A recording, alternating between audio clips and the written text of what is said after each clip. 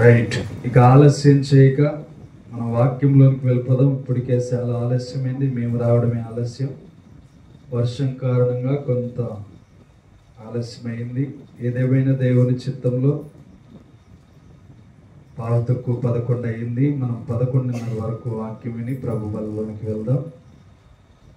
దేవుని యొక్క ఉన్నతమైన నామాన్ని బట్టి గడిచిన నెలంతా దేవుడు మనల్ని కాచి మరొకసారి ప్రభు బలలో రీతిగా మనల్ని కూడుకోవడానికి, మనల్ని దేవుడు బలపరచడానికి ఇచ్చిన దేవుని యొక్క మహిమను బట్టి ఎంతో కృతజ్ఞతలు మన్నా కూడి వచ్చిన మీ అందరికి కూడా వందనాలు తెలియజేస్తున్నాం. అందరూ ఆరోగ్యంగా ఉన్నారా? సంతోషంగా ఉన్నారా?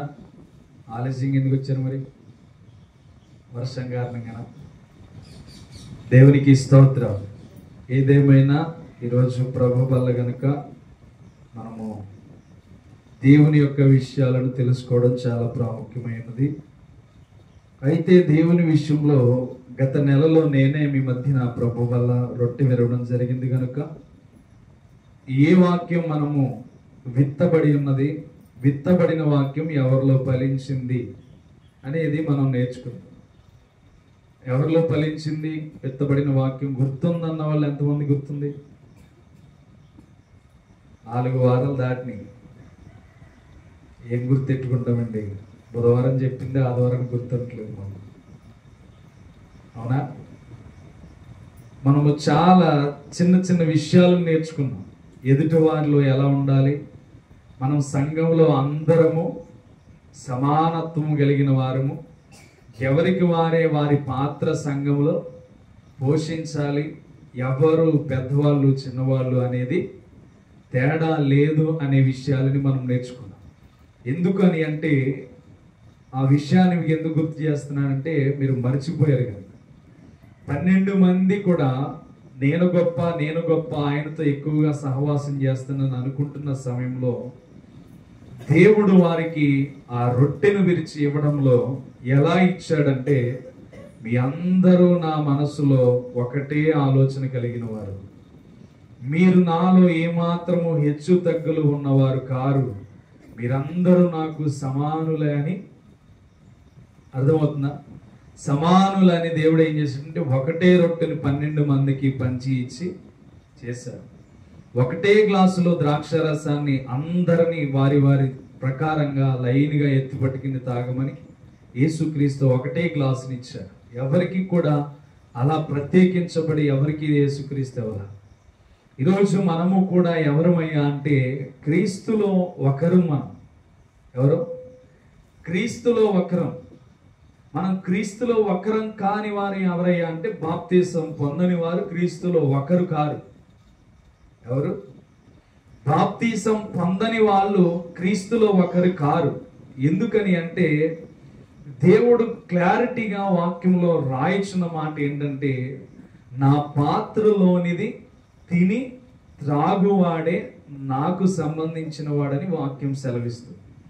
అందుకని మిమ్మల్ని బాప్తీసం ఎందుకు పొందమంటున్నానంటే, బాప్తీసం పొందిన వారు క్రీస్తులోనికి చేర్చబడతారు, క్రీస్తు సంఖ్యలోనికి చేర్చబడతారు. అందుకనే మనం ప్రభు బలలో సంఘమంతా ఏమవ్వాలంటే చేతులు పెట్టాలి. అది యవనస్తులతో అయినా వృద్ధులతో అయినా అడుగు పెట్టే ప్రతి ఒక్కరూ కూడా ఏం చేయాలంటే ప్రభు బలలో చేతులు పెట్టాలనేదే సంఘ కాపరి యొక్క కోరిక. ఎందుకని? మనమందరము కూడా ఎవరమై ఉండాలంటే క్రీస్తు యొక్క బిడ్డలమై ఉండాలి. క్రీస్తు యొక్క బిడ్డలు ఎలా ఉంటారంటే సంతోషంతో ఉంటారు, ఎదుటి వారిని ప్రేమించేలా ఉంటారు, అందరినీ ఏక మనసుతో చూసేలాగా ఉంటారు. అర్థమవుతుందా? అందుకనే మనం ఏం పాటించాలి అంటే క్రీస్తు యొక్క లక్ష్యం ఏంటో గుర్తించాలి, క్రీస్తు యొక్క స్వభావం ఏంటో గుర్తించాలి, క్రీస్తు యొక్క ఆలోచన ఏమిటో గుర్తించాలి. అలా గుర్తించినప్పుడు మనం ఏమవుతామంటే ఆయనలో ఏకభాగస్థులమై ఆయన శరీరంతో కట్టబడిన వారమై ఉంటాం. అందుకని ఇక్కడ వాక్యాన్ని కూడా మనం చదువుతున్నప్పుడు ఈ యొక్క యోహాను సువార్త 6వ అధ్యాయం 52వ వచనం మనం చదువుకుంటూ వెళ్తున్నప్పుడు అర్థమయ్యే మాటలు మనం చూద్దాం.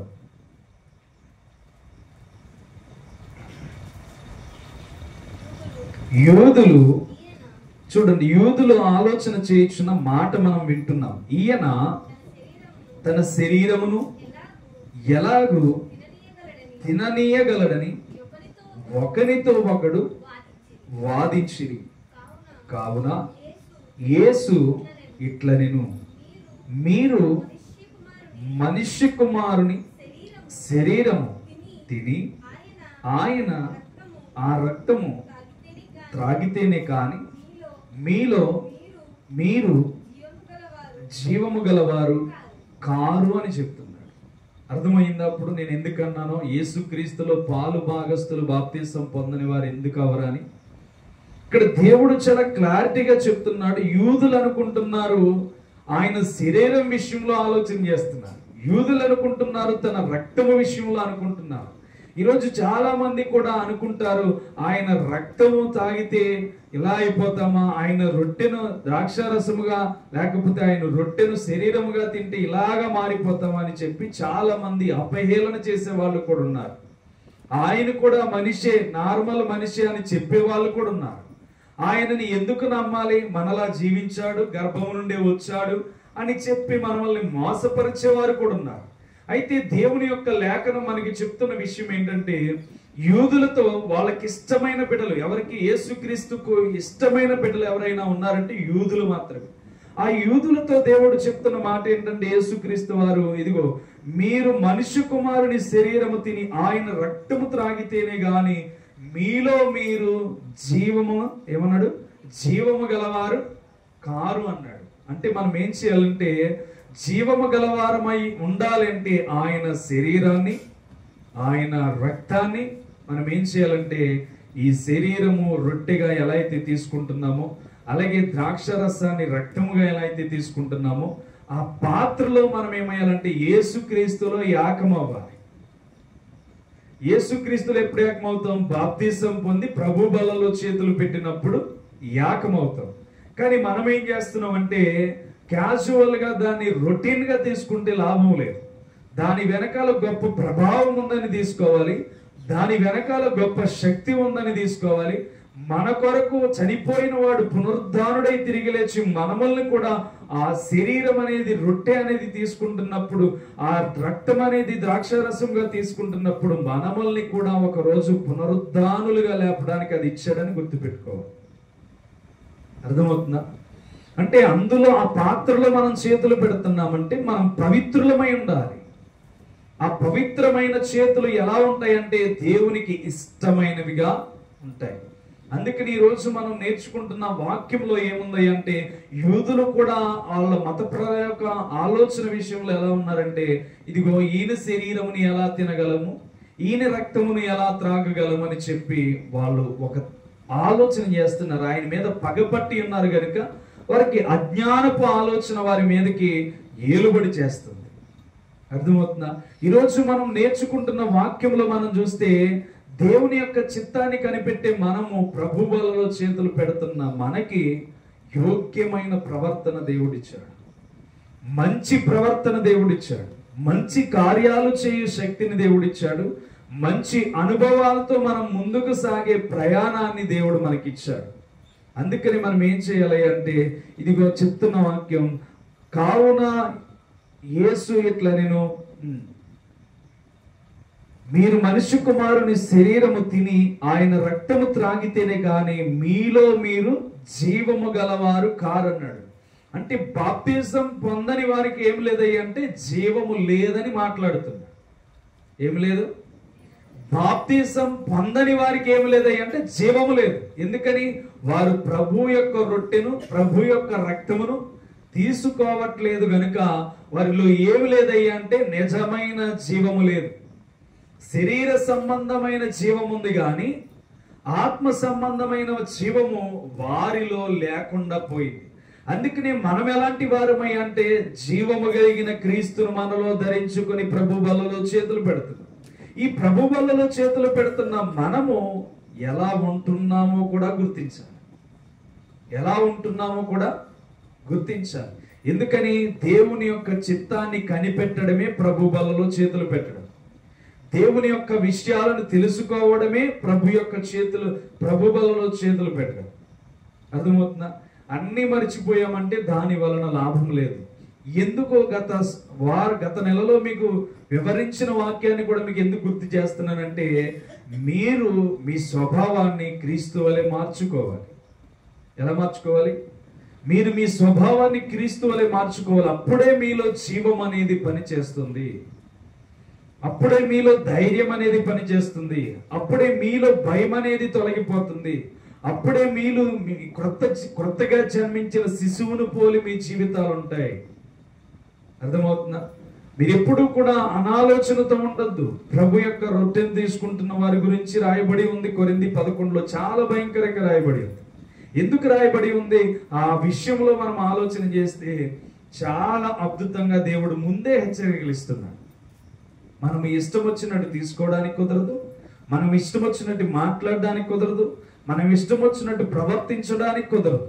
అది తీసుకొని చేతులు వేసే ప్రతి ఒక్కరూ ఎలా ఉండాలంటే ప్రేమను మాత్రమే చూపించేవారిగా ఉండాలి. ఎలాగా? ప్రేమను మాత్రమే చూపించేవారిగా ఉండాలి. చూడండి, ఇక్కడ అంత భక్తి తెలిసిన వారు మార్కు సువార్త 12వ అధ్యాయం చూడండి ఏమన్నారు. మార్కు సువార్త 12వ అధ్యాయం 18వ వచనం చూడండి. వాళ్ళకి సువార్త తెలుసు, ధర్మశాస్త్రం తెలుసు, దేవుని యొక్క విషయాలు తెలుసు. వాళ్ళు ఏమని మాట్లాడుతున్నారో చూడండి. పునరుద్ధానము లేదని చెప్పిడి సద్దూకయ్యులు ఏమన్నారో చూడండి. బాధకుడా, తన భార్య బ్రతికి ఉండగా ఒకడు పిల్లలు లేక చనిపోయిన ఎడల వాని సహోదరుడు వాని భార్యను పెండ్లి చేసుకొని తన సహోదరునికి సంతానము కలుగ చేయవలని మోషే మాకు రాసి ఇచ్చెను. 7 సహోదరులు ఉండిరి. ఇప్పుడు 22కి వెళ్ళిపడ్డాము. 22వ వచనం. ఇట్లు 7 సంతానము లేకనే చనిపోయిరి. అందరి వెనుక ఆ స్త్రీ చనిపోయిన పునరుద్ధానమందు వారిలో ఎవరికి ఆమె భార్యగా ఉండును, ఆమె ఆ 7 భార్య కదా అని అడిగిరి. అందుకు యేసు, మీరు లేఖనములు గాని దేవుని శక్తిని గాని ఎరుగకపోవటం వలననే పొరబడుచున్నారు అని చెప్పి మాట్లాడుతున్నారు. అక్కడ మాట్లాడుతూ అంటాడు, వారు మృతులలో నుండి లేచినప్పుడు పెండ్లి చేసుకొనరు, పెండ్లి గీయబడరు గాని పరలోకమందున్న దూతల వలె నుందురు. అక్కడ మనం ఫస్ట్ వచనం చదివినప్పుడు పునరుద్ధానము లేదని చెప్పి సద్దూకయ్యులు అన్నాడు. ఏమన్నారు? పునరుద్ధానము లేదని చెప్పి సద్దూకయ్యులు ఏం మాట్లాడుతున్నారంటే, ఈయన చిక్కుముడిలో పడేయడానికి, యేసుక్రీస్తుని అవమానించడానికి, యేసుక్రీస్తుని పట్టుకోవడానికి, యేసుక్రీస్తుని బంధించడానికి వీళ్ళు చేస్తున్న ప్లానింగ్ ఏంటంటే పునరుద్ధానమందు ఏం జరగబోతుందో అని చెప్పి మాట్లాడుతున్నారు. అసలు పునరుద్ధానము లేదని అక్కడ వాక్యం రాయబడి ఉంది కదా. పునరుద్ధానము లేదని చెప్పి సద్దూకయ్యులను చూడండి అన్నాడు. అక్కడ చూస్తే వాళ్ళు మరలా ఏమన్నారంటే 24వ వచనంలోకి వెళ్ళేటప్పటికి, అందుకు యేసు, మీ లేఖనములు గాని దేవుని శక్తిని 23వ వచనంలో అన్నారు చూడండి, పునరుద్ధానమందు వారిలో ఎవరికి ఆమె భార్యగా ఉండును అని చెప్తున్నారు. అంటే మనం ఆలోచన చేస్తే వీళ్ళు యేసుక్రీస్తు పునరుద్ధానుడై లేస్తారని నమ్మరు. ఎవరయ్యా అంటే యూదులో ఒక బ్యాచ్. వీళ్ళు మనకి ఎలా అయితే అందరము క్రైస్తవులమైండి రకరకాల బోధలు, మనం రకరకాల విషయాల్లో కొంతమంది కొన్ని రకాలుగా నమ్ముతాము, అలాగే వారు కూడా యూదులలో సద్దూకయ్యులై ఉండి వారు యేసుక్రీస్తుని పునరుద్ధానము లేదని నమ్ముతారు. మనం ఎలా అయితే చనిపోయి మరలా తిరిగి లేస్తామని నమ్ముతామో వాళ్ళు అలా లేపబడడానికి వీలు లేదు. మనిషి చనిపోయిన వాడు చనిపోయినట్టే మట్టిలోనికి వెళ్ళిపోతాడు, మరి ఇంక ఏమీ ఉండదని చెప్పి వాళ్ళు మాట్లాడుతున్నారు. అలాంటి వారు ఏం చేస్తున్నారంటే పునరుద్ధానం గురించి లేదని చెప్పే సద్దూకయ్యులు వచ్చి యేసుక్రీస్తును పట్టుకోవడానికి ఏం చేస్తున్నారంటే పునరుద్ధానమందు వీళ్ళు ఎవరికి భారీగా ఉంటుంది ఈమె అని చెప్పి అడుగుతున్నారు. అర్థమవుతుందా? అంటే ఈ చిక్కుముడులన్నీ ఎక్కడ పడుతున్నాయి అంటే అసలే పునరుద్ధానము లేదని చెప్పే మనుషులే ఆయనను చిక్కు పెడుతున్నారు. ఈరోజు నిన్ను చిక్కుపరిచే అపవాది చాలా విషయాల్లో నీకు ఎత్తులు వేస్తూ నిన్ను పసిగడుతూ ఉంటూ దేవుని రొట్టెను అవమానపరిచేలాగా, ద్రాక్షరసమును అవమానపరిచేలాగా నిన్ను చేస్తూ ఉంటాడు. ఎందులో చేస్తాడు? కోపం విషయంలో చేయొచ్చు, నీ నోటంట వచ్చే శాపం విషయంలో చేయొచ్చు, నీ లోపల వచ్చే బాధ విషయంలో దేవుడిని ఆ తక్కువ చేయొచ్చు. ప్రతి సందర్భంలో కూడా నేను ఏం చేస్తాడంటే తక్కువ చేసి చూపించవచ్చు. అర్థమవుతుందా? అందుకనే మనం ఎవరిని గూర్చి జాగ్రత్త పడాలంటే ఈ లోక ఆచారముల విషయంలో జాగ్రత్త పడాలి, ఈ లోక విషయాలలో జాగ్రత్త పడాలి. ఈ లోకంలో కట్టుకథల వైపు మనము వెళ్లకుండా పరుగులు పెట్టకుండా జాగ్రత్త పడాలి. అర్థమవుతుందా? అందుకనే వీళ్ళు సర్టిఫికెట్లు ఏం చెప్తున్నారయ్యా అంటే పునరుద్ధానము లేదని చెప్పి మరలా యేసుక్రీస్తు దగ్గరకు వచ్చి పునరుద్ధానం గురించి మాట్లాడుతున్నారు. చూసారా? అంటే మనల్ని చిక్కు పెట్టడానికి అపవాది అనేక మందిని వాడుకుంటూ ఉంటాడు. అయితే వీటన్నిటినీ నువ్వేం చేయాలంటే గమనించడం ప్రారంభించాలి. ఎందుకని? నువ్వు నార్మల్ పొజిషన్లో లేవు. ప్రభు యొక్క రొట్టెని ఎప్పుడు తీసుకుంటున్నావో, ఆ ద్రాక్షారసం ఎప్పుడైతే తీసుకుంటున్నావో, నీలోనికి యేసుక్రీస్తు జీవం అనేది వచ్చింది. నువ్వు యేసుక్రీస్తులో కట్టబడడానికి సిద్ధపడిపోయావు. యేసుక్రీస్తులో మనం ఏకమైపోవడానికి సిద్ధమైపోయాం. కనుక మనం ఎవరమయ్యా అంటే యేసుక్రీస్తు మనస్సును ధరించుకున్న బిడ్డలమై ఉన్నాం. అర్థమవుతుందా? క్యాజువల్ గా ఆ ద్రాక్షారసం తీసుకోవడం కాదు, ఆ ద్రాక్షారసం వెనకాలన్న శ్రమను చూడాలి, ఆ ద్రాక్షారసం వెనకాలన్న కష్టాన్ని చూడాలి. అది ఎందుకు రక్తముగా మార్చబడిందో మనం ఆలోచన చేయాలి. ఆ శరీరం ఎన్ని దెబ్బలు పడ్డాయో, ఎన్ని కష్టాలు పడ్డాయో, ఎన్ని ఉమ్ములు వేయించుకున్నాయో, ఎంతమంది చేత అపహేళన కలిగినదో, ఆ శరీరానికి మనం తింటున్న రొట్టెకు అంత విలువ ఉందని గుర్తించాలి. అలా ఎప్పుడైతే నువ్వు గుర్తించగలుగుతావో క్యాజువల్ గా తీసుకోదాన్ని. ఇతడు నా కొరకు శ్రమపడి ఇది నా కళ్ళ ముందు గుర్తింపు చేసే రీతిగా ప్రతి క్షణము నాకు జ్ఞాపక శక్తిలో ఉంచడానికి నాకు ఇది జ్ఞాపకంగా ఇచ్చాడని చెప్పి మనం అర్థం చేసుకోవాలి. అందుకని దీనిని జ్ఞాపకము చేసుకున్నప్పుడల్లా మనం చదువుతాం. ఎప్పుడు? ప్రభు యొక్క రొట్టెను తీసుకుంటున్నప్పుడు మనం ఆ మాటలు చదువుతాం. 23వ వచనం 24వ వచనాలు మనం చదువుతూ ఉంటాం. ఎందుకు చదువుతామంటే దీనిని జ్ఞాపకము చేసుకున్నప్పుడల్లా మీరు ప్రభు విషయంలో ఏం చేస్తున్నారో జాగ్రత్త పడండి అని దేవుని యొక్క వాక్యం మనకి తెలియజేస్తుంది. అర్థమవుతుందా? అంటే దాని వెనకాల కష్టాన్ని మనం చూడకపోతే, దాని వెనకాల శ్రమను మనం చూడకపోతే, దాని వెనకాల ఉన్న ఎంతో కష్టమంతటిని మనం గుర్తించకపోతే తీసుకోవడం వలన లాభం లేనే లేదు. నీలోనికి జీవం రావాలంటే ఏం చేయాలంటే నువ్వు క్రీస్తుని అనుసరించి నడవాలి. అందుకని మనం అందరం ఎవరమయ్యా అంటే యాక శరీరము కలిగిన వారు, యాక సంబంధము కలిగిన వారు, యాక ఆలోచనతో నడిచేవారు. అర్థమవుతుందా? అందుకని మనము ఏ స్వభావమైన మనలో ఎలా ఉండకూడదంటే అహంకారముతో ఉండేటట్లుగా మనం ఉండకూడదు, అస్వస్థ బుద్ధి కలిగిన వారిగా మనం ఉండకూడదు. అందుకని ఇక్కడ సెలవిస్తున్నాడు, కావున యేసు ఎట్లా అన్నాడు, మీరు మనుష్య కుమారుని శరీరము తిని ఆయన రక్తము త్రాగితేనే కాని మీలో మీరు జీవము గలవారు కారు. మనలో జీవము రావాలంటే తాగుతున్న ఆ ద్రాక్షరసమైనటువంటి రొట్టెనైనను మనము ఏం చేయాలి అంటే దీని వెనకాలన్న శ్రమ నా కొరకు, నా పాపాల కొరకు, నా శాపాల కొరకు, నా కుటుంబం వేసిన నిందల కొరకు, అపహేళన కొరకు, నేను ఎదుటివారి చేసిన నిందల కొరకు, నా కొరకు నిందల మోసిన వాడు ఇది నాకు ఇచ్చి ఉన్నాడు గనుక దీనిని చాలా పవిత్రంగా భావించాలి అని చెప్పి మనం ముందుకు. అర్థమవుతుందా? మనం ఎప్పుడు ఎలా ఉండాలంటే మన స్వభావాన్ని బట్టి ఇతరులు మన జీవితంలో వీళ్ళు అలాంటి వాళ్ళు కాదనే స్వభావాన్ని గుర్తించాలి. అర్థమవుతుందా?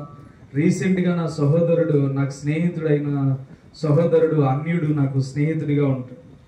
అయితే అతను నాతో మాట్లాడిన విషయం ఏంటో తెలుసా? వాళ్ళ ఇంటిలో బలి పెట్టుకున్నారు, కోడిల్ని బలి ఇవ్వడానికి పెట్టుకున్నారు, విందు చేయించుకోవడానికి. అయితే నాతో మాట్లాడింది ఏంటో తెలుసా?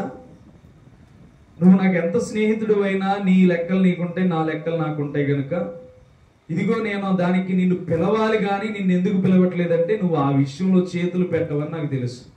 ఏ విషయంలో?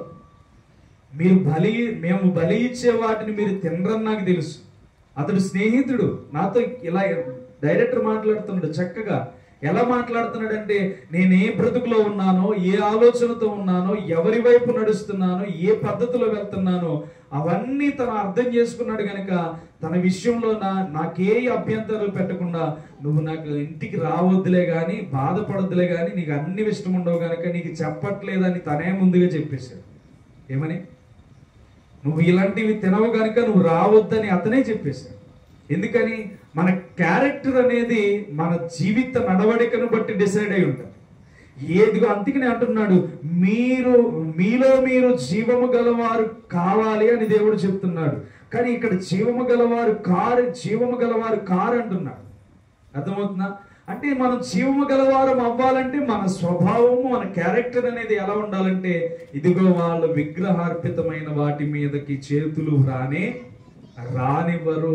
వాళ్ళు ఎక్కడ చేతులు పెడుతున్నారయ్య అంటే ప్రభు బలలో చేతులు పెడుతున్నారు. వాళ్ళు క్రీస్తు రక్తానికి అంగీకారంగా మారిపోయారు. వారిలోనికి ఎప్పుడైతే జీవం వచ్చిందో ఈ లోక సంబంధమైన వాటి మీద దృష్టి పెట్టడం మానేశారు. వాళ్ళు ఏ విషయంలో కూడా వీటిని చేతులు పెట్టరు. ఎందుకయ్యా అంటే వారి స్వభావం క్రీస్తులోనికి వెళ్ళిపోయింది.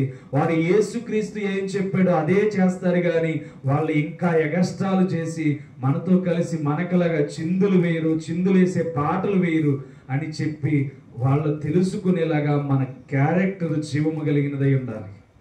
ఆమేన్. అర్థమవుతుందా?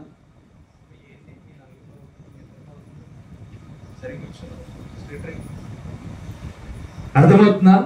మనం ఎప్పుడు కూడా ఏం చేయాలి అంటే, నువ్వు దేవునికి చూపించవలసినది ఏంటయ్యా అంటే నీ క్యారెక్టర్ను చూపించాలి. అందుకని యేసుక్రీస్తు అంటున్నాడు, యూదులు, అయ్యా నీ శరీరం ఎలా తింటావు, నీ రక్తాన్ని త్రాగుతాం ఎలా త్రాగుతామంటే, అదిగో మీరు ఇది చేస్తేనే నాలో జీవము గలవారు అవుతారు, కానీ లేకపోతే మీరు జీవము గలవారు కారు అంటున్నాడు. తర్వాత 54 వచనం చూడు. నా శరీరము తిని నా రక్తము త్రాగువాడే నిత్య జీవము గలవాడు, అంత్య దినమున నేను వానిని లేపెదను అని చెప్తున్నాడు. అర్థమైందా? ఇది నేను వాక్యం బోధించక్కర్లేకుండానే మీకు అర్థమవుతుంది. నా శరీరము తిని నా రక్తము త్రాగువాడే నిత్య జీవము గలవాడు, అంత్య దినముల యందు నేను వానిని లేపుతాను అని చెప్తున్నాడు. అంత్య దినముల యందు లేపుతానంటే ఎవరిని లేపుతాడు? బాప్తిసం పొందని వారిని కాదు, బాప్తిసం పొందిన వారిని లేపుతాడు. క్రీస్తులో ప్రభు రొట్టెలో చేతులు పెట్టిన వారిని లేపుతాడు. ఆయన రక్తాన్ని, ఆయన శరీరాన్ని భుజించే వారిని మాత్రమే దేవుడు లేపుతాడు. అది ఏ సమయం అందైనా, ఎప్పుడైనా, ఎలా అయినా, ఏ విషయంలోనైనా రక్షణ పొందే వారికి మాత్రమే అర్హత ఇచ్చానని దేవుడు ఏం చేశాడంటే ముందుగానే డిక్లేర్ చేశాడు. అర్థమవుతుందా? మనకి డిక్లేర్ చేస్తారు డేటు, డెలివరీ డేట్ అయినా, లేకపోతే మనకి కొన్ని పరిస్థితులను బట్టి కొన్ని డేట్లు డిక్లేర్ చేస్తారు. మనం ఎప్పుడు పుట్టామో, లేకపోతే మన ఇల్లు ఎప్పుడు కట్టుకున్నామో, మనం గృహప్రవేశం ఎప్పుడు చేసామో, ఒక డేట్ డిక్లేర్ చేస్తాం. మందిరం ఎప్పుడు ఓపెన్ చేసామో ఆ డేట్ అనేది డిక్లేర్ అయిపోయి ఉంటుంది. ఎందుకని? ఆ రోజు అది జరిగింది. ఆ జరిగిన దాన్ని మనం ప్రతి సంవత్సరం జ్ఞాపకంలో పెట్టుకుని ముందుకు తీసుకువెళ్తాం. అవునా కాదు? అలాగే యేసుక్రీస్తు కూడా ఏం చెప్తున్నాడంటే డిక్లేర్ చేశాడు. ఏం డిక్లేర్ చేశాడంటే, నా శరీరము తిని నా రక్తము త్రాగువాడే నిత్య జీవము గలవాడు, అంత్య దినముల యందు వానిని నేను లేపుదును.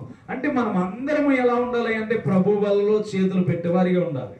అందుకనే బాప్తీసాలు అనేవి మనము తీసుకోవాలి. తీసుకోవడాన్ని బట్టే దేవుడు మనల్ని ఏం చేస్తాడంటే పునరుద్ధానమందు ఆయన నిత్య జీవంలోనికి చేర్చుకోవడానికి ఇష్టపడతాడు. అర్థమవుతుందా? మనం సరిగ్గా ఆలోచన చేస్తే ఎప్పుడు కూడా దేవుని విషయంలో కరెక్ట్ అయిన విషయాలని ముందుకు వెళ్తామా? కరెక్ట్ అయిన విషయాలు చేయగలుగుతామా? చేయలేం. అందుకనే మనం మనుషులమయ్యాం, ఆయన పరిశుద్ధుడయ్యాడు. అర్థమవుతుందా? అందుకనే మనం మనుషులమయ్యాం, ఆయన పరిశుద్ధుడై ఉన్నాడు. పరిశుద్ధుడు మనకేం నేర్పిస్తున్నాడంటే, మీరు పాపులు కాదే అని నేనేమంటలే, మీరు అందరూ పాపులే, కానీ పరిశుద్ధులుగా ఎప్పుడు మారుతారు అంటే రక్షణ పొందిన తర్వాత పరిశుద్ధులుగా మార్చబడతారు. పరిశుద్ధులుగా మార్చబడిన తర్వాత నా శరీరమును నా రక్తమును ఎవడైతే తాగుతున్నాడో ఆడు తప్పకుండా నిత్య జీవములోనికి చేర్చబడతాడని ఇది ఇక్కడ వాక్యం సెలవిస్తుంది. రాత్రికాల సమయంలో ఒక వ్యక్తి కోసం చెప్పారు.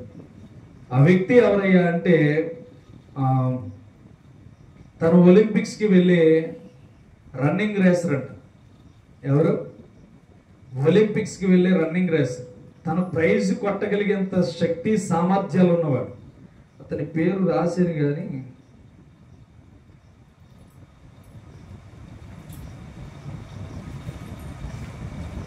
అయితే అతను రన్నింగ్ రేసర్.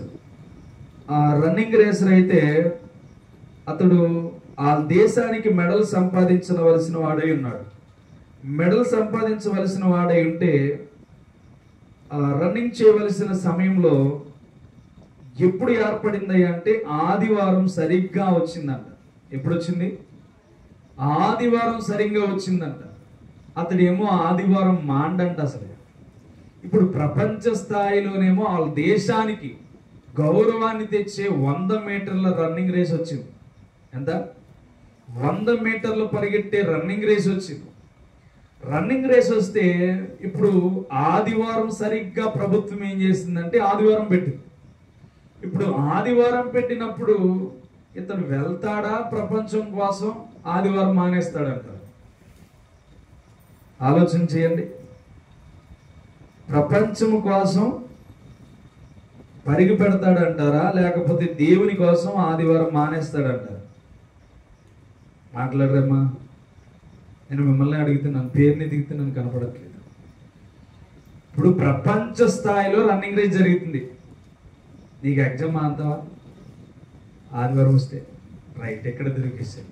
ఇప్పుడు మనం అర్థం చేసుకుంటే, ఇప్పుడు ఆలోచన చేయండి, ఆదివారం అతనికి రన్నింగ్ రేస్ వచ్చింది. ప్రపంచ స్థాయిలో గోల్డ్ మెడల్ సంపాదించగలిగేంత కెపాసిటీ ఉంది. అతడు వెళితే సాధించేస్తాడు. వాళ్ళ దేశం అంతా ఆయన మీద నిఘా పెట్టుకుని ఉంది. ఇతను మనకి దేశానికి గౌరవం తేబోతున్నాడు అని నిఘా పెట్టుకుని ఉంది. సరిగ్గా ఆదివారం వచ్చింది. ఇతను డిక్లేర్ చేసాడు. ఏం డిక్లేర్ చేసాడు తెలుసా? ఆదివారం ఎట్టి పరిస్థితిలో మందిరాన్ని విడిచి నేను ఎక్కడికి వెళ్ళాలని డిక్లేర్ అయ్యింది. ఎక్కడికి? మందిరానికి. నేను ఎక్కడికి? మందిరానికి తప్ప నేను దేని విషయంలో ఆ రోజు పని కాదు కదా, నాకు కొన్ని కోట్ల ఆస్తి సంబంధించింది వస్తుందన్నా సరే నేను ఆదివారం మాత్రం మాననని డిక్లేర్ అయిపోయి దేశమంతా అతని బ్రతిమాలుతుంది. కానీ ఆదివారం వచ్చే టయానికి ఇతడు వెళ్ళి దేవుని మందిరంలో కూర్చున్నాడు. ఎక్కడ కూర్చున్నాడు? దేవుని మందిరంలో కూర్చున్నాడు. ఇప్పుడు దేశమంతా అతన్ని బాధ పెడుతుంది. మంచి అవకాశం వచ్చింది, మంచి ఆపర్చునిటీ వచ్చింది, మంచి పేరు ప్రఖ్యాతలు, గోల్డ్ మెడల్ మా దేశానికి తెస్తావని మీద ఆశ కలిగి ఉంటే నువ్వు నీ పద్ధతి ప్రకారం మాకు అవమానం తీసుకువస్తావా అని చాలా అవమానాలు పెట్టింది. అయితే పెడితే ఇతడు ఏమాత్రం పట్టించుకోరా, దేవుడే నాకు దీవెనని చెప్పి ముందుకు వెళ్ళిపోయాడు. ఇప్పుడు ఒక క్వశ్చన్ వేస్తారు, మీలో ఎంతమంది పనులు మానేస్తారు? చెప్పాలి. దేవునికి స్తోత్రం. అర్థమవుతుందా? ఆదివారంలో ఉన్న శ్రేష్టత ఈ ప్రపంచ భవిష్యత్తును నా దేశానికే మంచి పేరుని తీసుకువస్తుంది అన్న విషయంలో కూడా విడిచిపెట్టి దేవుని మందిరానికి వెళ్ళాడంటే అతడు ఎంత గొప్ప సామర్థ్యుడై ఉన్నాడు ఆలోచన చేయండి. మరి ఏమొచ్చింది? అవమానం వచ్చింది. ఆదివారం అతడు మానకుండా ఒలింపిక్స్ ఆడకుండా మానకుండా ఆదివారం చర్చికి వెళ్ళాడు కనుక దేశమంతా తనను దూషించింది. అయితే ఆలస్యం వెనకాల దేవుడు అద్భుతాలు చేస్తాడంట. ఏం చేస్తాడు? ఆలస్యం వెనకాల దేవుడు అద్భుతాలు చేస్తాడంట. మనం ఎప్పుడైతే దేవునికి గౌరవం ఇస్తామో, మనం ఎప్పుడైతే దేవునికి ప్రాధాన్యత ఇస్తామో, మనం ఎప్పుడైతే దేవుని చిత్తానికి లోబడతామో, దేవుని విషయాలకు లోబడతామో, ఆయన సన్నిధికి విలువిస్తామో, ఆయన సన్నిధికి విలువిచ్చినప్పుడు మనము కూడా ఏమవుతామంటే ఒక రోజు నువ్వు ఇచ్చిన విలువను బట్టి నీకు కూడా దేవుడు ఘనత తీసుకొస్తాడు. కానీ దేవుని విడిచి నువ్వు పరిగి పెట్టాలనుకుంటే గనక ఎప్పుడూ కూడా దేవుని విషయంలో ఘనత చెందుకోలేదు. అర్థమవుతుందా? ఒక రోజు మరలా 400 మీటర్లు పరిగెట్టే డేట్ వచ్చిందంట. ఎంత? 100 మీటర్లు పరిగెట్టాడు. ఇప్పుడు 400 మీటర్లు పరిగెట్టే సమయం వచ్చిందంట. అయితే అది ఏమైందంటే ఆదివారం రాలేదంట. ఎప్పుడు రాలేదు? ఆదివారం రాలేదు. అతడికి ఆదివారం రాబోయేటప్పటికి ఇంకా ఆనందం వచ్చిందంట. ఉల్లాసంతో నేను ఇంకా గెలిచేస్తానన్న సామర్థ్యంతో వెళ్ళిపోయాడంట. ఎక్కడికి? ప్రార్థన చేయించుకుని పాస్టర్ గారి చేత ఒక స్లిప్ పాస్టర్ గారు ఇచ్చారంట. అది జేబులో పెట్టుకుని వెళ్ళిపోయి ఆ రన్నింగ్ రేస్ లో నిలబడిపోయాడంట. నిలబడిపోయిన తర్వాత ఇక పరిగెడుతుంటే ప్రపంచంలో ఇప్పటిదాకా ఎవడో పరిగెట్టలేని పరుగు అతను పరిగెట్టేశాడు. అర్థమవుతుందా? ఎంత? ప్రపంచంలోనే పరిగెట్టలేని స్థితిలో 400 మీటర్లు చాలా ఎంత సింపుల్ గా పరిగెట్టేసాడంట. అతడికి ఏమొచ్చింది అంటే గొప్ప పేరు వచ్చింది. ఎందుకని? ఎవ్వరు పరిగెట్టలేనంత స్థితిలో నువ్వు గొప్పగా పరిగెట్టేసావు అని చెప్పి 47 నిమిషాలు 47 సెకండ్లు ఆ టైంలో అతడు పరిగెట్టేసాడని నేను స్క్రీన్ షాట్ తీసాను, కానీ అది మనకి కనబడలేదు. అతడు అంతలా పరిగెట్టినందుకు దేవుడు తనని ఎంతగా హెచ్చించాడంటే తన దేశానికి మరలా గౌరవం తీసుకువచ్చే వాడిగా చేశాడు. అర్థమవుతుందా? అతడు ఏం రాసిచ్చాడయ్యా పాస్టర్ గారి స్లిప్ లో అంటే ఏం రాసిచ్చాడో చెప్పగలరా? ఎవరైనా ఏం రాసిచ్చాడో చెప్పగలరా? దేవుని వాక్యాన్ని రాసిచ్చాడు. ఏం రాసిచ్చాడంటే నన్ను గణపరచు వారిని నేను గణపరుస్తాను. దేవునికి స్తోత్రం. దేవుని వాక్యాన్ని రాసిచ్చాడు. ఏం రాసిచ్చాడంటే నన్ను గణపరిచే వారిని నేను గణపరుస్తానని దేవుడు సెలవిచ్చాడు. నువ్వు దేవుని సన్నిధిలో ఉండి దేవుని విషయంలో దేవునికి ప్రాధాన్యత ఇచ్చి నువ్వు గణపరచడం ప్రారంభిస్తే, ఆయనకు నువ్వు చోటు ఇవ్వడం ప్రారంభిస్తే, ఒక రోజున నిన్ను తల ఎత్తుకునేలాగా దేవుడు చేస్తాడు. ఒక రోజు నిన్ను దీవెనతో ఆశీర్వాదంతో దేవుడు నింపుతాడు. ఎందుకని 100 మీటర్ల రేసుని పరిగెట్టలేకపోతే దేవుని సన్నిధికి దూరం అయిపోతున్నానని విడిచిపెడితే 400 మీటర్లు సునాయాసంగా పరిగెట్టేసి చాలా సింపుల్ గా పరిగెట్టేసి అతడు దేశానికి గౌరవప్రదమైన మాటలను తీసుకొచ్చాడు. ఏ నోరైతే దూషించిందో, ఏ నోరైతే అవమానపరిచిందో ఆ నోటిలన్నిటికీ 400 మీటర్లతో సమాధానం చెప్పేశాడు. దేవునికి స్తోత్రం. అర్థమవుతుందా? మనము ఎప్పుడూ కూడా దేవుని విషయంలో ఘనతను వెతుకుతూ ఉండాలి. ఎప్పుడు కూడా దేవునికి ప్రాధాన్యత ఇస్తూ ఉండాలి. ఎప్పుడు కూడా దేవునికి చోటునిస్తూ ఉండాలి. అరే ఆదివారం వస్తుందంటే నా పనులన్నీ పక్కన పెట్టాలి, దేవుని పనికి చోటునివ్వాలి. ఆదివారం వస్తుందంటే దేవుని చిత్తానికి లోబడాలి, ఆయన సన్నిధిలో నేను కనబడాలి. ఎప్పుడైనా నేను ఆదివారం మిస్ అయ్యానా, నా జీవితంలో 1000 దినాలు శ్రేష్టమైనది పోగొట్టేసుకున్నాను అని ఆలోచన నీలోనికి రావాలి. అర్థమవుతుందా? ఆదివారం కష్టపడితే డబ్బులు మిగులుతాయి అనుకోవడం మీ భ్రమ. వెళితే మీ శరీరానికి అది సరిపోతుందేమో గాని ఆత్మకు మాత్రం అది పట్టదు. అందుకని అక్కడ చెప్తున్నాడు, నా శరీరము తిని నా రక్తము త్రాగువాడే నిత్య జీవము గలవాడు, అంత్య దినముల యందు నేను వారిని లేపెదను. అందుకని నువ్వు దేవునికి ఎంత ప్రాధాన్యత ఇచ్చి ఎంత శక్తిని పొందుకుంటున్నావో ఆ శక్తిని బట్టి నువ్వేమవుతావంటే అంత్య దినముల యందు నువ్వు ఇచ్చిన విలువను బట్టి దేవుడు ఆ జనములో నిన్ను కూడా తీసుకుని వెళ్తాడు. దేవునికి స్తోత్రం. అర్థమవుతుందా? ఏముందయ్యా అంటే ఈ లోకంలో ఏమీ లేదు. ఏం పట్టుకెళ్తావయ్యా అంటే ఏమీ పట్టుకెళ్ళాం. ఏం చేస్తావయ్యా అంటే ఏమీ చేయలేం. కానీ నీ జీవితం దేవుని యొక్క నిత్య జీవముల గురించి ఆలోచన చేయగలిగితే అంత్య దినముల యందు నీ జీవితం ఏమవుతుందంటే ఆశీర్వాదకరంగా దేవుడు లేవనెత్తుతాడు. అందుకని మనం ఏం చేయాలంటే దేవునికి ఎందుకు ప్రాధాన్యత ఉండి పాస్టర్ గారికి పని ఏముండదు, మా పనులు కూడా చేసుకొని అనుకుంటున్నారేమో. మీ పనులు కాదు, మీ పనులు వెనకాల మానేసిన దాన్ని బట్టి వచ్చే ఆశీర్వాదం నేను చూస్తాను కనుక మీరు చూడాలని చెప్తున్నాను. అర్థమవుతుందా? మీరు ఆదివారం కాలక్షేపం కోసం ఎన్నైనా తిరగచ్చు, ఎక్కడికైనా వెళ్ళొచ్చు, బీచ్లు అంటే వెళ్ళొచ్చు, అక్కడికి వెళ్ళొచ్చు, ఇక్కడికి వెళ్ళొచ్చు. కానీ మందిరంలోనికి వచ్చి కూర్చోవడం వలన నీ మీద కుటుంబానికి వచ్చే శోధన నీకు తెలీదు. అది దేవుడు ఆ వారంలో దూరపరుస్తాడు. అది నీ కంటికి కనబడకుండానే దేవుడు దాన్ని మరుగు చేస్తాడు. నువ్వేమి అనుకో, నీకు ఆదివారంకి వస్తున్నాను ఏమి జరగట్లేదని నువ్వు అనుకున్నావు, పెద్ద బలహీనత నుంచి దాన్ని చిన్న బలహీనత చేస్తాడు. భయంకరమైన రోగం నుంచి దేవుడు తప్పిస్తాడు. అది నీ దగ్గరికి రాకుండానే దేవుడు దాన్ని తుడిచి పెట్టేస్తాడు. నువ్వెందుకో ఊరికే వచ్చి కూర్చున్నాను అనుకున్నావేమో, దాని వెనకాలన్న విషయం ఏంటో తెలుసా? నువ్వు ఆయనకి సమయం ఇస్తున్నావు గనక నీ సమయాన్ని ఏ మాత్రము సాతాన్ని దొంగిలించకుండా దేవుడు కాపాడుతాడు. నీ సమయం అంతటిని అపవాది దొంగిలించకుండా, నీ కష్టాన్నంతటిని అపవాది దొంగిలించకుండా దాని చిన్నపాటి దానితోనే దేవుడు తొలగించి బయటికి తీసుకొస్తాడు. అది నువ్వు గమనించగలిగితే దేవుని యొక్క ఆశీర్వాదం ఏంటో నీకు అర్థమవుతుంది. అందుకని దావీదు అంటాడు, నిత్యము నీ సన్నిధిలో నా కుటుంబం ఆశీర్వాదకరంగా ఉండాలి. నిత్యము నీ సన్నిధిలో నా కుటుంబం దీవెనకరముగా ఉండాలి.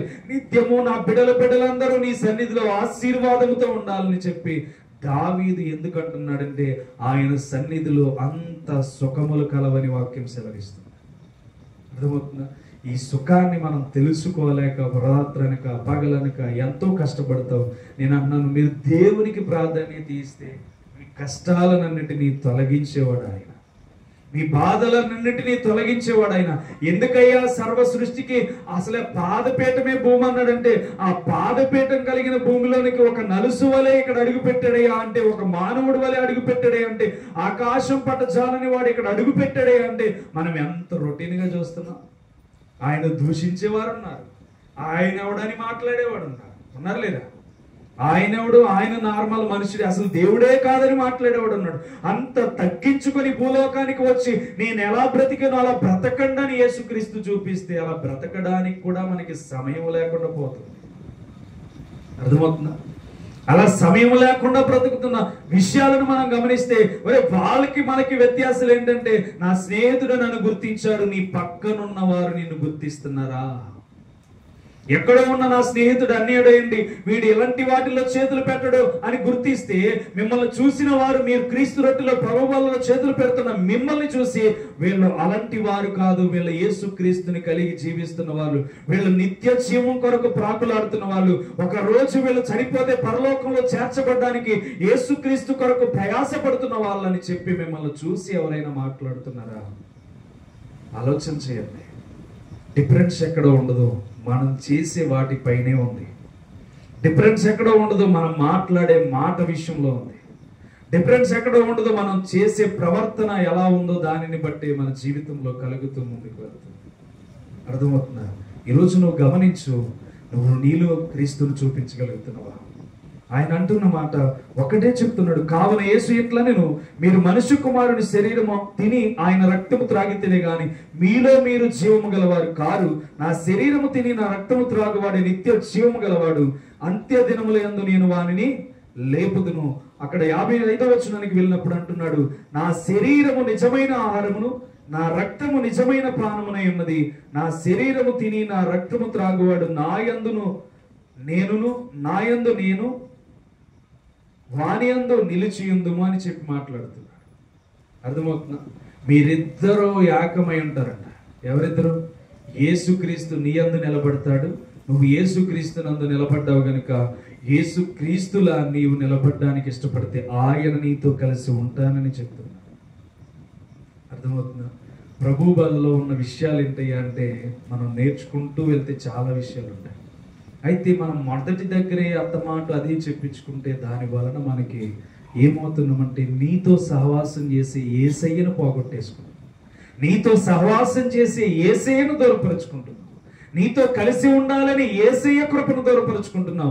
అందుకే నేను ఈ జీవితంలో ఎందుకయ్యా సుఖములు లేవు, అత్తమాటు కష్టాలే, అత్తమాటు కన్నీరే, అత్తమాటు వేదనలే, అత్తమాటు బాధలే ఎందుకయ్యా అంటే, ఇదిగో నువ్వు క్రీస్తులోనికి ఇంకా అడుగు పెట్టలేదు, నువ్వు క్రీస్తులోనికి ఇంకా ప్రవేశించలేదు. అసలు నీ యందు ఆయన నిలబడితే, నీతో కలిసి ఆయన సహవాసం చేస్తే నువ్వు లోకానికి ఎందుకు బానిసవుతావు, వ్యర్థమైన వాటికి ఎందుకు బానిసవుతావు? ఇవన్నీ దేనికయ్యా అంటే, సాతానుడు నిన్ను వాడుకుంటున్న విషయాన్ని నువ్వు కనిపెట్టలేకపోతున్నావు గనుక, అది నువ్వు కనిపెట్టినప్పుడు నీ జీవితం ఏమవుతుందంటే, ఆయనతో పాటు ఆయన వచ్చే సమయంలో అంత్యదినముల యందు మనల్ని అందరినీ లేవనెత్తే వారిగా దేవుడు చూసుకుంటాడు. అర్థమవుతుందా? అందుకని ప్రభు బలలో చేతులు పెట్టి మీ జీవితాలు ఎలా ఉండాలి అంటే, ఇదిగో అక్కడ మాట్లాడుతూ 57వ వచనంలో అంటున్నాడు చూడండి, జీవము గల తండ్రి నన్ను పంపిన గనుక ఎలా అంట, నేను తండ్రి మూలముగా జీవించుచున్నట్టే నన్ను తినువాడును ఎలా జీవిస్తాడంట, ఎలా జీవిస్తాడంట? క్లారిటీగా అంటున్నాడు అంటలేదు. 57వ వచనంలో అంటున్నమాట, జీవము గల తండ్రి నన్ను పంపెను గనుక నేను తండ్రి మూలముగా జీవించుచున్నట్టే నన్ను తినువాడును నా మూలముగా జీవిస్తాడు. అర్థమవుతుందా? ఏమండి, జీవం అంటే ఇప్పుడు మనం బ్రతుకున్నాం కాబట్టి మనలో జీవం ఉందని నమ్ముతున్నారు. అదే మనము గనక ఇక్కడ మాట్లాడే వ్యక్తి ఫ్రీజ్ అయిపోయాడు అనుకో, మీరు ఏం చేస్తారు? నన్ను గంట చూస్తారు, 2 గంటలు చూస్తారు, ఇంటికి ఫోన్ చేస్తారు. ఇలాగ సడన్గా స్టక్ అయిపోయాడని మనిషి ఎందుకో తెలియదు అని చెప్పి ఫోన్ చేసి నా విషయం ఏంటో మీకు అర్థమైపోద్ది కనుక మీరు ఏం చేస్తారంటే, ఇతనిలో నుండి జీవం వెళ్ళిపోయింది, ఇతడు ఏ మాత్రము కూడా పని చేయడానికి భూమి మీద ఇతనికి అర్హత లేదు. ఎక్కడికి తీసుకెళ్తారు? నేను ఎలా ఉన్నా గానీ నన్ను చూసిన రూపం వేరు, నా ఆత్మ వేరు కనుక మీరు నా రూపాన్ని చూసి కన్నీరు కారుస్తారు, బాధపడతారు, ఇబ్బంది పడతారు. ఇంతకాలం మమ్మల్ని నడిపించిన వ్యక్తి వెళ్ళిపోయాడు అని చెప్పి కొన్ని రోజులు బాధపడతారు. ఇప్పుడు నాలో నుంచి ఏం వెళ్ళిపోయింది? జీవం వెళ్ళిపోయింది. జీవం ఎందుకు వెళ్ళిపోయిందంటే, నా శరీరంతో పని లేని జీవము మరలా ఎవరి దగ్గరికి వెళ్ళిపోయిందంటే ఆయన దగ్గరికి వెళ్ళిపోయింది. ఇప్పుడు నువ్వేం ఆలోచిస్తున్నావు? శరీరము గురించి ఆలోచించి లోకబంధకాల్లో ఉండిపోతున్నావు కానీ జీవము కోసం ఆలోచన చేయట్లా. అందుకని అక్కడ అంటున్నాడు, జీవము గల తండ్రి నన్ను పంపిన గనుక నేను తండ్రి మూలముగా జీవించుచున్నట్టే నన్ను తినువాడును నా మూలముగా జీవిస్తాడు అని చెప్తున్నాడు. అంటే నీ శరీరము ఉన్నా నీలో ఏముండాలంటే జీవము కలిగిన దేవుని యొక్క ప్రసన్నత నీలో ఉండాలి. అట్టిగా ఉండే రీతిగా దేవుడు మీ పైన కృప విడుదల చేయనుగాక. అర్థమవుతుందా?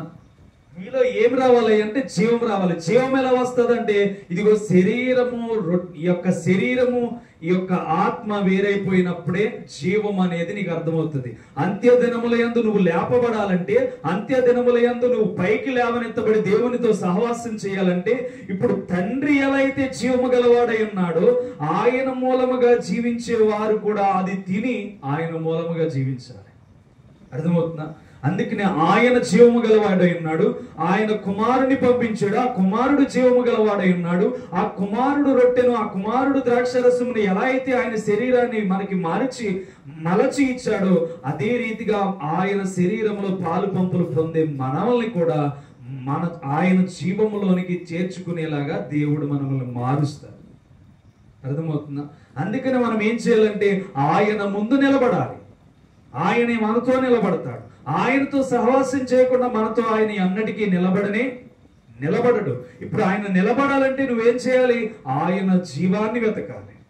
యేసుక్రీస్తు ఎలా బ్రతికాడో చూడాలి, యేసుక్రీస్తు ఎలా నడిచాడో చూడాలి, యేసుక్రీస్తులో ఉన్న అనుభవాలేంటో చూడాలి. ఈ ప్రభు రెక్కల చేతులు పెడుతున్న నీ జీవితం ఆయనతో కలిసి జీవంలోనికి ప్రవేశించే రీతిగా, ఆ స్వర్గానికి వెళ్ళే రీతిగా మన జీవితం ఉండాలి. అర్థమవుతుందా? అందుకని ఇది ఎవరికి ఆయన అదృష్టం అంటే, బాప్తీసం పొందని వారికి కాదు, బాప్తీసం పొందిన వారికి మాత్రమే ఈ జీవం అనేది దేవుడు అనుగ్రహించాడని ఇక్కడ వాక్యం సెలవిస్తుంది. అందుకని యూదులకు అర్థం కానిది ఏంటయ్యా అంటే, ఆయనే మనల్ని రక్షించేవాడని, ఆయనే మనల్ని కాపాడేవాడని, ఆయనలా నడిస్తేనే మన జీవితం వర్ధిల్లుతుందని, మనం ఇంకా ధర్మశాస్త్రాన్ని పట్టుకుని ఫీల్ అవుతున్నాం, ఇంకా ధర్మశాస్త్రంతో నడుస్తున్నాం, అన్ని చెప్పినట్టుగా చేసేసుకుని ఆయన వెళ్ళిపోతున్నాడు, మరలా చనిపోయాడు, 3వ దినాన్ని లేచాడు అని తెలిసినా గాని వాళ్ళు అబద్ధపు మాటలతో ఆయన లేవలేదని చెప్పి అక్కడ కాపలా కాసిన వారికి కూడా డబ్బు ఇచ్చి మాటలను మార్చించేశారు. అందుకని చాలా మంది నమ్మినా గానీ ఇంకా కొంతమంది నమ్మకుండా యూదులు ఆగిపోయినారు. అర్థమవుతుందా? యేసుక్రీస్తు పునరుద్ధానుడై తిరిగి లేచిన తర్వాత అక్కడ కాపలా కాసిన వారు అందరూ ఏమన్నారంటే, ఇదిగో ఆయన తిరిగి చెప్పినట్టే లేచిపోయాడని చెప్తే ఆ పరిసయ్యులు సద్దుకాయలు కొంత డబ్బు ఇచ్చేసి ఏం చేశారంటే, ఆయన తిరిగి లేవలేదని చెప్పండి, శిష్యులు వచ్చి ఎత్తుకుపోయారని చెప్పండి అని చెప్పించారు. అర్థమవుతుందా? ఈరోజు నీలో జీవము కావాలి అని దేవుడు మాట్లాడుతున్నాడు. నీలోనికి జీవం రావాలంటే ఇదిగో ఆయన రొట్టెలో ఎలా అయితే చేతులు పెడుతున్నావో, ఆయన ద్రాక్షారసంలో ఎలా అయితే చేతులు పెడుతున్నావో, నీవు నీ జీవితంలో కూడా జీవము కలిగిన యేసును ధరించుకోవాలని యేసయ్య ఇష్టపడుతుంది. అర్థమవుతుందా? అందుకని ఆయన చాలా క్లారిటీగా ఉంటుంది. వాక్యాన్ని మనం చదువుతున్నప్పుడు, యేసుక్రీస్తు మాట్లాడే విషయాలు మనం చదువుతూ ఉన్నప్పుడు చాలా అర్థవంతంగా ఉంటాయి.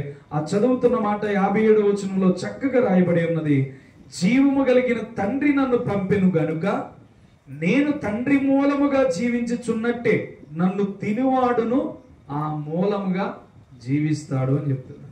అంటే యేసుక్రీస్తు ఎలా పరలోకమందున్న తండ్రి స్వభావాన్ని చూశాడో, ఆ తండ్రి స్వభావాన్ని భూలోకములోనికి తీసుకువచ్చి ఆ తండ్రి ఎలాంటి వారిని ఇష్టపడతాడో ఆయన జీవించి చూపించాడు.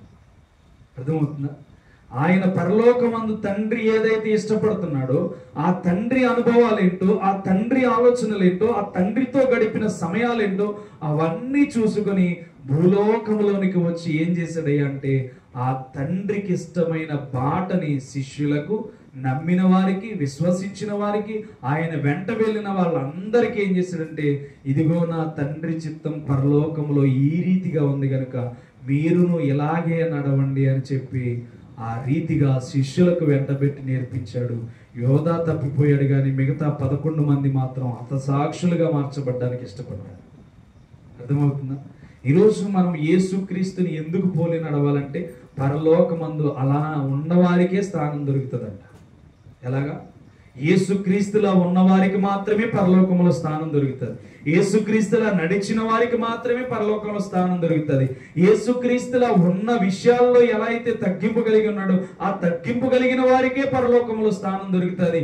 సేవకుడైనా ఒకటే, విశ్వాసులైనా ఒకటే, అనేక వేల మందిని రక్షించిన వారైనా ఒకటే. అతనిలో యేసుక్రీస్తు స్వభావం లేకపోతే, అతనిలో యేసుక్రీస్తు ఆలోచనలు లేకపోతే, అతనిలో యేసుక్రీస్తును కలిగిన తలంపులు లేకపోతే సేవకుడైనా విశ్వాసులైనా పరలోకం నుండి త్రోయబడతారు. ఏమవుతారు?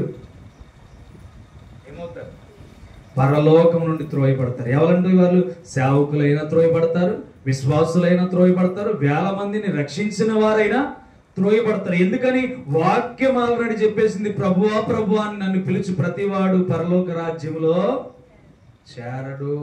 నువ్వు ఎన్నిసార్లు పిలిచినా నేను అది చేశాను, ఇది చేశాను, నీ వలన దెయ్యాలు వెళ్ళగొట్టాను, నీ వలన అనేక మందిని రక్షించాను, అనేక మందికి రక్షణ కల్పించాను. నువ్వు రక్షిస్తే ఏంటి నాయన? నా స్వభావం అందరికీ చూపించావా? నా పద్ధతి అందరికీ చూపించావా?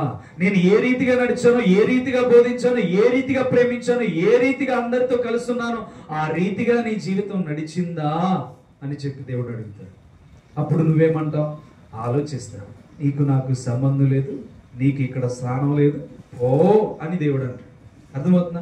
ఎందుకయ్యా ఈ మాట చెప్తున్నానంటే బోధించేస్తున్నాను కదా, నేను కాదు, విశ్వాసులుగా వింటున్నారని మీరు కాదు. కానీ పరలోకమందు మనకి స్థానం దొరకాలంటే జీవము కలిగిన తండ్రి ఎలా అయితే ఉన్నాడో, ఆ జీవము కలిగిన తండ్రి కుమారుణ్ణి ఎలా అయితే పంపించాడో, ఆ కుమారుడు ఎలా అయితే భూమి మీద ఆయన శరీరాన్ని, ఆయన రొట్టెను, ఆయన రక్తాన్ని ఆయన ద్రాక్షరసంగా ఇచ్చి ఎలా అయితే వెళ్ళిపోయాడో, దానిని బట్టి నువ్వేం చేయాలంటే దాన్ని తిని త్రాగువాడు ప్రతి విషయంలో ఆయనకు ఘనత తీసుకువచ్చేవాడిగా జీవిస్తేనే పరలోకమందు వాడి పేరు ఏమవుతుందంటే లెక్కించబడతాడు. అర్థమవుతుందా? ఈరోజు మనం ఎలా ఉన్నామంటే క్యాజువల్గా రొట్టె ద్రాక్షరసం తీసుకున్నాం, వెళ్ళిపోయాం, మర్చిపోయాం, వాక్యాన్ని మర్చిపోయాం, మన ఇష్టం, మనం ఎవరితో మాట్లాడినా ఇష్టం వచ్చినట్టు మాట్లాడచ్చు, ఎలా మాట్లాడినా దూషించి మాట్లాడచ్చు.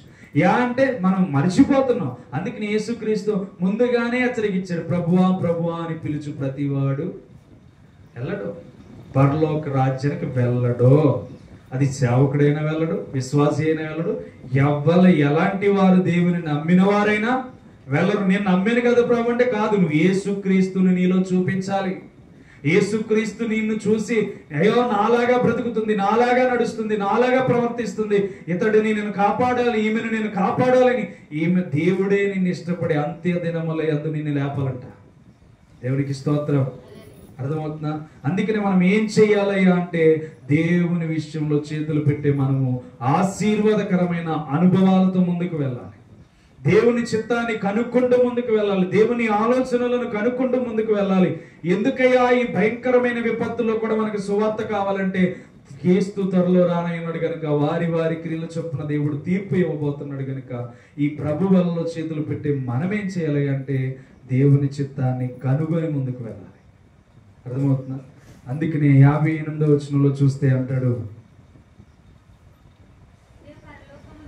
చూడండి, ఇదే పరలోకము నుండి దిగి వచ్చిన ఆహారము పితరులు మన్నాను తిని చనిపోయినట్టు కాదు, ఈ ఆహారము తినివాడు ఎల్లప్పుడు ఎప్పుడు సంవత్సరాలు జీవించుచూనే ఉంటాడని నిత్యముగా మీతో చెప్పుచున్నాను. అర్థమవుతుందా? యేసుక్రీస్తు ఎవరితో పోలుస్తున్నాడంటే పరలోకము నుండి వచ్చిన ఆహారముతో పోలుస్తున్నాడు. అర్థమవుతుందా? మీరు బాగా గమనించండి, శరీరమైన ఆహారాన్ని తింటాం. ఇందాక నుంచి ఎప్పుడు తింటున్నాను చూస్తున్నా, గాలిని తెగవసన వచ్చేది. అర్థమవుతుందా? బాగా గుర్తుపెట్టుకోండి, శరీర సంబంధమైన ఆహారం మనం ఆలోచన చేస్తే ఎక్కడ దాకా ఉంటుందంటే ఇక్కడ దాకానే ఉంటుంది. అవునా? అక్కడ కూర్చున్నాను మొదటి పాటలు పాడేటప్పుడు స్మెల్ తెగ వస్తుంది, భలే వాసన వస్తుంది తీతీగా. ఎందుకని? తినాలని శరీర కోరిక. అవునా? తినాలనిపిస్తలేదు నీకు? అయ్యి తినాలనిపిస్తుంది. మీ అందరికి, నా అందరికి కూడా అనిపిస్తుంది. ఎందుకని? శరీరం అనే కోరిక ఏం చేస్తుందంటే శరీరానికి ఆకలి తీర్చుకోవడానికి ఇష్టపడుతుంది. అలాగే ఆత్మీయ ఆహారం అనేది కూడా మన పరలోక సంబంధమైన ఆత్మ మీద దృష్టి పెట్టే విషయాలను గుర్తు చేస్తుంది. ఎప్పుడైతే శరీర సంబంధాల మీద దృష్టి పోతాదో ఆత్మ సంబంధమైన విషయాల మీద మనకి దృష్టి వస్తుంది. అందుకని దేవుని యొక్క పరలోకము నుండి పంపబడిన ఆహారం ఏదై అంటే యేసుక్రీస్తే అని చెప్తున్నాడు ఇక్కడ క్లారిటీగా. అర్థమవుతుందా? పరలోకము నుండి పంపబడినది ఏమిటి ఈ ఆహారం అంటే యేసుక్రీస్తు పరలోకము నుండి పంపబడ్డాడు. ఇది వరకు తిన్నామన్నా ఇశ్రాయేలీయులు తిని చనిపోయారు, కానీ ఈ ఆహారము తినేవాడు ఏమవుతాడంట? ఎల్లప్పుడూ జీవించునని మీతో ఖచ్చితంగా చెప్తున్నానని చెప్తున్నాను. అర్థమవుతుందా? మీతో ఖచ్చితంగా ఖండించి నేను చెప్తున్నాను. ఇదిగో పితరులు మన్నాను తిని చనిపోయినట్టు కాదు, ఈ ఆహారం తినవాడు ఎప్పుడు జీవిస్తాడు. అంటే యేసుక్రీస్తు ప్రతి దినము నువ్వు వాక్యముతో తింటూ ఉంటే, యేసుక్రీస్తును ప్రతి దినము ప్రార్థనతో నీలోనికి పంపిస్తూ ఉంటే, యేసుక్రీస్తు స్వభావాన్ని ప్రతి ఒక్కరికి నువ్వు చూపిస్తూ ఉంటే నీవేమవుతావంటే పరలోక సంబంధమైన ఆహారం తింటున్నావు కనుక నీ ఆత్మ కూడా ఏమవుతుందంటే పరలోక సంబంధమైన వాటి మీదకి దృష్టి తీసుకెళ్తాను. అర్థమవుతుందా? ఈరోజు ఆహారం లేదు మనకి. నేను చక్కగా మీతో కలిసి తిన్నాం అనుకున్నాను, కానీ వాతావరణం వలన ఏమైపోయిందంటే ఆహారం దొరకలేదు. కానీ ఆత్మీయ ఆహారం మాత్రం దేవుడు మనకి సరిపడా ఇచ్చేస్తున్నాడు. ఇస్తలేదా? ఇస్తున్నాడు. అందుకని దేని మీద దృష్టి పెట్టాలంటే శరీర ఆహారం ఒక రోజు లేకపోయినా మనం ఇబ్బంది పడపోయినా పర్లేదు, కానీ ఆత్మీయ ఆహారం ప్రతిరోజు మన శరీరంలో లేకపోతే మనకి ఇబ్బంది కలుగుతుంది. భయం రావాలి. అయ్యో నేను వాక్యాన్ని చదవలేదు, అయ్యో ప్రార్థన చేయలేదు, అయ్యో నేను దేవుని మాటలు వినలేకపోయాను అని చెప్పి మనలో భయం రావాలి. భయం వచ్చినప్పుడు నువ్వు జీవాహారం కొరకు ఆలోచిస్తున్నట్లుగా నీ జీవితం ముందుకు సాగుతుంది. అందుకని మనం ఏం చేయాలి అంటే ఇదిగో ఈ 6 వచనాలు 7 వచనాల ద్వారా మనం ఏం నేర్చుకున్నామా అంటే క్రీస్తులో ఉన్న విషయాలు ఏమిటో మనం నేర్చుకున్నాం. దాన్ని క్యాజువల్ గా తినడం వలన మనకి ఏమీ కూడా రాదు, దాన్ని క్యాజువల్ గా తీసుకోవడం వలన మనకి ఏమీ దొరకదు. దాన్ని దేవుని యొక్క ఆహారంగా తీసుకుని దాని వెనకాలన్న కష్టాన్ని చూసి, దాని వెనకాలన్న శ్రమను చూసి, దాని వెనకాలన్న ఇబ్బందులను చూసి అవన్నీ మనము గమనించి దాన్ని తీసుకున్నప్పుడు మనకేమవుతుందంటే ఈ లోక సంబంధమైనది నా శరీరము కాదు, పరలోక సంబంధమైనది నేను నీ శరీరం అని చెప్పి నువ్వు ఆలోచన చేసినప్పుడు ఈ బాహ్య శరీరాన్ని విడిచిపెట్టి పరలోక సంబంధమైన ఆత్మ కొరకు ప్రయాసపడతారు. అలా ఉండాలంటే మనం ఏం చేయాలంటే మొట్టమొదట వాక్యము మనతో మాట్లాడినట్లుగా మన జీవితం మలచుకోవాలి. మన జీవితం ఎలా ఉండాలంటే వాక్యానుసారంగా మలుచుకోవాలి. ఆదివారం వచ్చిందా దేవునికి మహిమకరంగా నేను ఉండాలి. ఆదివారం వచ్చిందా దేవుని విషయాల్లో చోటు ఇవ్వాలి. ఆదివారం వచ్చిందా ప్రత్యేకంగా ఇదిగో అతడికి ఎలా అయితే 100 మీటర్లు పరిగెట్టడం విడిచిపెట్టేశాడో 400 మీటర్లు అవలీలలుగా పరిగెట్టేసి ప్రపంచ రికార్డుని సాధించాడు. ఎందుకని? దేవునిని గణపరిచేవాడిని ఎప్పటికీ దేవుడు గణపరుస్తాడని దేవుని వాక్యం సెలవిస్తుంది. అది నువ్వు క్యాజువల్ గా తీసుకుంటే శరీరానికి సంబంధించింది, ఆత్మకు తీసుకుంటే నీ ఆత్మను దేవుడు హెచ్చించేవాడిగా మారుస్తాడు. కాబట్టి ఈ దినాల్లో మనం ఏం నేర్చుకుంటున్నాం అంటే శరీర సంబంధమైన విషయాల మీద మన దృష్టి కాదు, పరలోక సంబంధమైన వాటి మీద మన దృష్టి ఉండాలి. వాక్యం విందామా? ముగించేసుకుందామా? చెప్పండి. దేవునికి స్తోత్రం. కాబట్టి ఇంకో కొన్ని నిమిషాలు, ఆల్రెడీ గంట అయిపోయింది, ఇంకా కొన్ని నిమిషాలు మనం వాక్యాన్ని విందాం.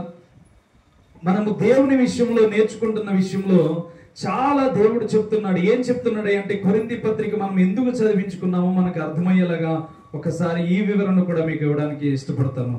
ఒకసారి కొరింథీ పత్రిక 11వ అధ్యాయం చూడండి, 26వ వచనం నుండి చదవండి.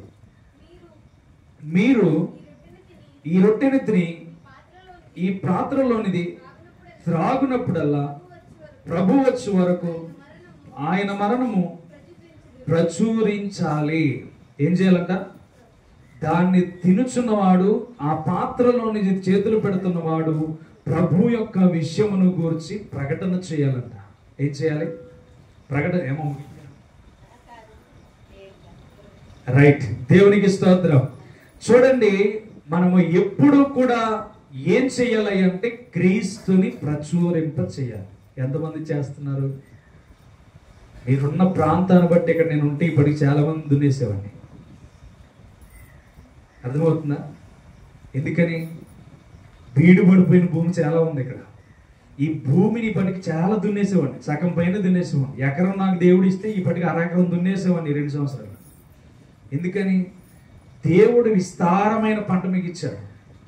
కానీ నేను వచ్చి వీధంతా సువార్త చేస్తే మీరే భయపడిపోతున్నారు, చేస్తానమ్మా అంటే.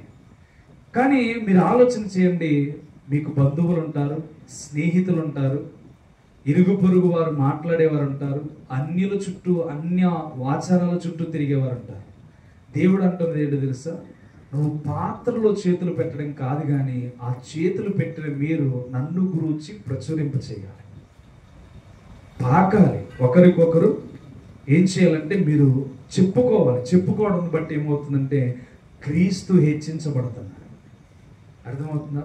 క్రీస్తుని ప్రచురింపచేయాలి. ఇది వరకు మీతో అనేవాడిని, మీరు సంఘానికి ఒక్కరినైనా మార్చి తీసుకురండి అనేవాడిని.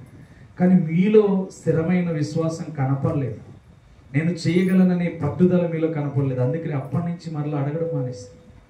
ఎందుకయ్యా అంటే మీలో పట్టుదల రావాలి. సంఘానికి పట్టుదల వస్తే ఇంకొకడు ఎందుకు మారడు? నువ్వు సత్యాన్ని బోధిస్తున్నావు, తప్పకుండా ఒకరోజు మారుతాడు. సత్యాన్ని బోధిస్తున్నప్పుడు తప్పకుండా ఒకరు మారుతారు. అందుకని ఈ పాత్రలో చేతులు పెడుతున్న మీరు కాలక్షేపాలుగా ఉండొద్దు. మీకు దొరికిన సమయాన్ని బట్టి సువార్త చెప్పండి, దేవుని గురించి తెలియచేయండి, ఆయన ప్రేమను వివరించండి, ఆయన చేసిన కార్యాలను వివరించండి, ఆయన మనల్ని ప్రేమించే విధానం చూపించండి. అప్పుడు మనమేమవుతామంటే అందులో దేవునికి ఆశీర్వాదం తీసుకువచ్చిన వారిగా ఉంటాం. పనికి వెళ్ళిన కాడ ఎవరైనా దేవునికి విషయాలు చెప్తున్నారా? దేవునికి స్తోత్రం, మిమ్మల్ని దీవించును గాక.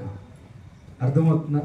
ఎందుకయ్యా అంటే మన నోటు నుండి వెళ్తున్న సువార్త ఒక్కరిని రక్షించబడ్డా నీ టికెట్ కన్ఫర్మ్ అయిపోతుంది పరలోకంలో.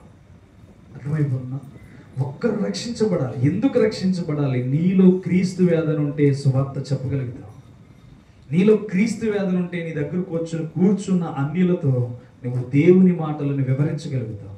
అందుకని అక్కడ క్లారిటీగా చెప్తున్నాడు, మీరు ఈ రొట్టె తిని ఈ పాత్రలోని ఇది త్రాగునప్పుడల్లా ప్రభువు వచ్చే వరకు ఆయన మరణమును ప్రచురింప చేయండి అన్నాడు. అంటే ఆయన ఏ త్యాగం చేశాడో ప్రచురం చేయమన్నాడు, ఏ ప్రత్యేకమైన జీవితాన్ని చూపించాడో దాన్ని ప్రచురింప చేయమన్నాడు. యేసుక్రీస్తులో ఏ లోపము లేదని ఎలా అయితే చూపించాడో అది మిమ్మల్ని చూపించమంటున్నాడు. మీరు నన్ను పోలి నడవండి, ఫస్ట్ మిమ్మల్ని పోలి ఇంకొకరు మారుతారు. మీకున్న ఆశీర్వాదాలు చూసి మారుతారు, మీకున్న కష్టాలు తీరడం చూసి మారుతారు. వారి కుటుంబం మీదకి శోధన వెళ్ళినా వారు ఎంత సంతోషంగా ఉంటున్నారా, వాళ్ళు దేవుడు చేస్తున్న ఆశ్చర్యకాలు ఎంత అద్భుతంగా ఉంటాయిరా అని చెప్పి మీ గురించి మాట్లాడేలాగా దేవుడు చేస్తాడు. అర్థమవుతుందా? ఎందుకయ్యా అంటే చూడండి, సాక్ష్యంగా 2 నెలల్లో కంప్లీట్ అయిపోయింది. ఎందుకు కంప్లీట్ అయిపోయింది అంటే దేవుని నమ్మిన వారికి ఆయన గణపరిచే విధానం వేరేలా ఉంటుంది. అర్థమవుతుందా? అందుకనే మనం ఏం చేయాలంటే దేవునిని గణపరిచే వారిగా ఉందుముగాక. అర్థమవుతుందా? అందుకని మనం చేయవలసింది ఏంటి అంటే మొట్టమొదట ప్రచురింప చేయాలి. ఏం చేయాలి? ప్రచురింప చేయాలి. నువ్వు కూర్చుంటున్నావంటే కాదు, ఆ కూర్చోవడంలో కూడా దేవుడు కనబడాలి. నువ్వు మాట్లాడుతున్న విషయంలో కూడా దేవుడు కనబడాలి. నీ స్నేహితులతో చెప్పవలసింది ఏంటో తెలుసా? ఇదిగో మీరు ఇంకా అన్యాయమైన ఆలోచనలో ఉన్నారు, అసలు నిజమైనది ఏంటో గుర్తించుకో. మనుషులు పుట్టించిన దేవుళ్ళు ఉన్నారు, పరలోకము నుండి వచ్చిన జీవము కలిగిన దేవుడు ఉన్నాడు. ఒక్కసారి నువ్వు నిజముగా ఆ వ్యక్తిని నువ్వు కనిపెట్టగలిగితే నీ కళ్ళు తేరుకోగలుగుతాయి. ఒక్కసారి నిజమైన వారి ఎవరో కనిపెట్టి ప్రార్థన చేయండి, కనిపెట్టి దేవుని కొరకు ఆరాటంతో నిజమైన దేవుడు కనబడాలని అడగండి. అప్పుడు తప్పకుండా మీకు దేవుడు ప్రత్యక్షమవుతాడని మీరు నమ్మి అన్యులకు సువార్త చెప్పండి. వాళ్ళు తప్పకుండా ఇదిగో మిమ్మల్ని మీరు పిలవకుండానే దేవుని మందిరానికి నడిపించబడతారు. అర్థమవుతుందా? కేవలం సంఘం ఇక్కడే ఆగిపోతుందంటే సంఘ విశ్వాసుల్లోనే ఇంకా విశ్వాసత లేదు, సంఘ విశ్వాసుల్లోనే ఇంకా ధైర్యం లేదు, సంఘ విశ్వాసుల్లోనే ఇంకా దేవుని పైన నమ్మకం రాలేదు.